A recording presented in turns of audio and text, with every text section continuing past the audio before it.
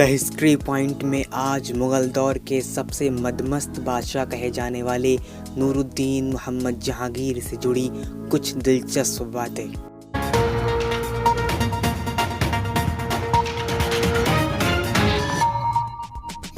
नूरुद्दीन मोहम्मद सलीम, जिन्हें उनके शाही नाम जहांगीर से जाना जाता है, मुग़ल सल्तनत के तीसरे सम्राट अकबर के सबसे बड़े बेटे थे। जहांगीर ने दिल्ली पर 1605 से 1627 तक शासन किया। मुग़ल कोर्टेजन अनारकली से उनके संबंधों की काल्पनिक कहानी के आधार पर उन्हें भारत में जहांगीर से ज़्यादा शहज़ादा सलीम के नाम से याद किया जाता है। शहज़ादा सलीम का जन्म 31 अगस्त 1569 को फतेहपुर सीकरी में हुआ था। कहा जाता है अकबर के पिछले बच्चों की शैशवावस्था में ही मृत्यु हो गई थी, इसीलिए अकबर ने बेटे की पैदाइश के लिए कई दरगाहों पर मन्नत मानी थी। सलीम का नाम ऐसे ही एक सूफ़ी शेख सलीम चिश्ती के नाम पर रखा गया था। अकबर खुद पढ़ा लिखा नहीं था, इसलिए उसने शहज़ादा सलीम की पढ़ाई का पूरा बंदोबस्त किया था। मुग़ल खून होने की वजह से शहज़ादा सलीम बहुत होशियार था। मात्र 10 साल की उम्र में उसे 10,000 फ़ौज का मनसबदार बना दिया गया था। शहज़ादा सलीम युद्ध और राजकाज के मामलों से ज़्यादा लग्जरी लाइफ में रुचि रखते थे। इतिहासकारों के अनुसार शहज़ादा सलीम ने कई शादियां की, जिनमें से कई खुफिया रहीं और कुछ ही सार्वजनिक हो सकी थीं। अकबर शहज़ादा सलीम से बहुत प्यार करता था, लेकिन शहज़ादा सलीम को अकबर के धर्म दीन इलाही में कोई दिलचस्पी नहीं थी, जिस वजह से कई बार अकबर को शहज़ादा सलीम के बागियाना तेवरों का भी सामना करना पड़ा। अकबर शहज़ादा सलीम को अपने उत्तराधिकार के योग्य नहीं मानता था, इसीलिए वो सलीम के बेटे खुसरो को अपना उत्तराधिकारी घोषित करना चाहता था। लेकिन सलीम ने उस वक्त के बड़े धर्मगुरु हज़रत मुजद्दिद अल्फसानी, शेख फरीद और उनके शिष्यों से एक समझौता किया। इस समझौते के अनुसार सभी धर्मगुरु अकबर पर सलीम को उत्तराधिकारी घोषित करने का दबाव बनाएंगे और बदले में सलीम हुकूमत संभालते ही पूरे साम्राज्य में इस्लामी कानून को लागू करेगा। अकबर, जो इस्लामिक धर्मगुरुओं से सख्त चिढ़ता था, लेकिन सूफ़ी सलीम चिश्ती से मिलने के बाद वो सभी धर्मगुरुओं का आदर करने लगा था। उसने फूट और बगावतों के डर से अपनी राय बदलते हुए सलीम को अपना उत्तराधिकारी घोषित कर दिया।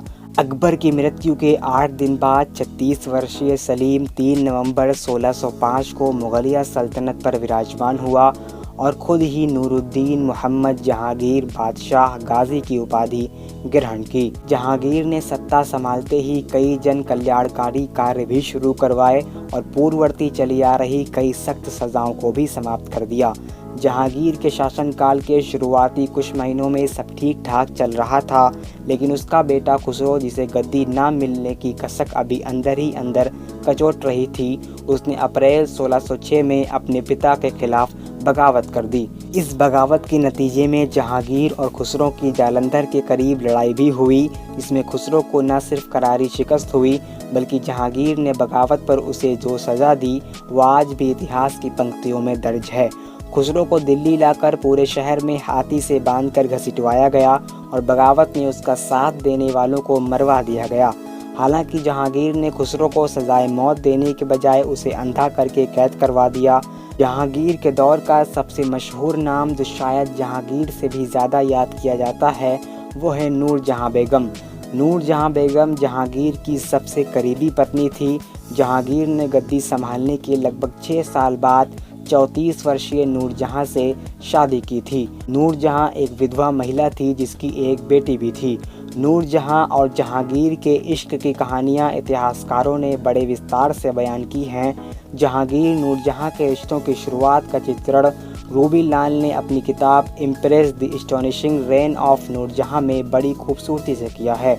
रूबी लाल लिखती हैं, जब बादशाह जहांगीर बाग में आए तो उनके दोनों हाथों में कबूतर का एक जोड़ा था। उन्हें एक खूबसूरत फूल दिखाई दिया जिसे वो तोड़ना चाहते थे, लेकिन उनके दोनों हाथ आजाद नहीं थे।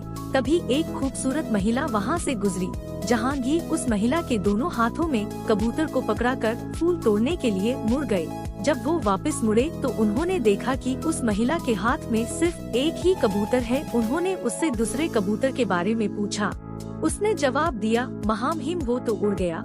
बादशाह ने पूछा कैसे। उस महिला ने हाथ बढ़ाते हुए दूसरा कबूतर भी उड़ाते हुए कहा ऐसे। जहांगीर नूरजहां के इश्क से जुड़ी हुई ऐसी कई घटनाएं इतिहासकारों ने दर्ज की हैं, जहां नूरजहां ने अपनी अदाओं से जहांगीर के दिल को मानो अपने वश में कर लिया हो। जहांगीर नूरजहां से बेहद प्यार करते थे, जिसे आम भाषा में लट्टू हो जाना भी कहते हैं। उन्होंने एक तरह से अपनी पूरी सल्तनत नूरजहां के कदमों में रख दी थी।